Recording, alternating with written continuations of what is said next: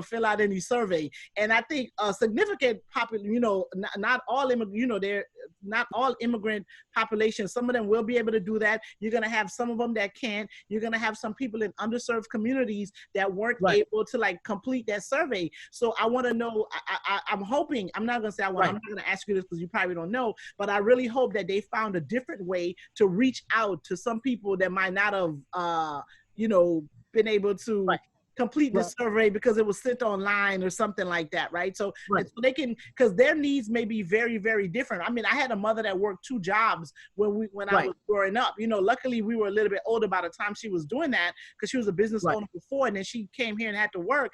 But we're a little bit older, but she worked 2 jobs. She can't keep up with whether or not I'm doing my work or not, and or she couldn't, she couldn't leave us home either. So that's going to be. I hope that they are reaching out to certain communities where they're going to need those kids to go to school. Just because of the logistics of it all.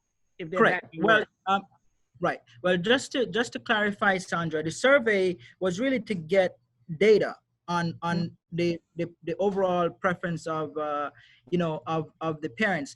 Now, obviously, the district has over 270,000 kids in regular school, so the survey was probably about one third, a little bit less than 1/3 of the entire student body that we have, but nevertheless, it was a good indicator as to what the preference of the parents are, and also the students as well as teachers.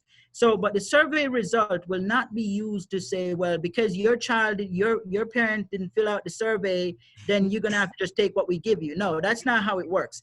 They're now doing another survey to see specifically what you as a parent want.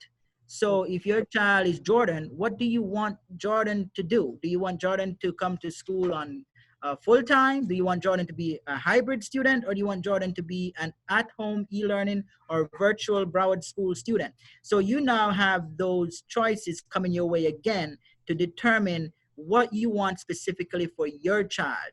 Now, in addition to that, let's just say they sent you that email, you didn't get it. They're going to also call you after July 6th, if they didn't hear from you, to find out exactly what you want for your child. So the good news is the school district is giving us choices. And even though you see those parents protesting, they're protesting because the option was not there initially to have kids go to school 5 days a week. So those parents want that option to be on the table.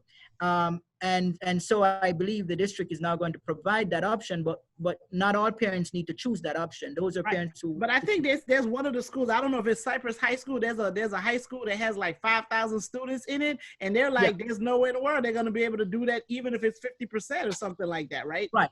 But here's the thing, though. We have to look at the result of the survey. The result of the survey says approximately 37% of parents want to go back full time. So we're looking at, even with Cypress Bay High School, even though it's over 4,000 students, you see a small group of parents protesting to get it on the table that kids can go back full time. But the survey shows on about 1/3 of parents say they want to do that. So even at Cypress Bay, it's probably going to be about 35% of parents who want to go back full time. But there will still be some logistical problems with a school of that capacity to be able to, even with 35% going back full time.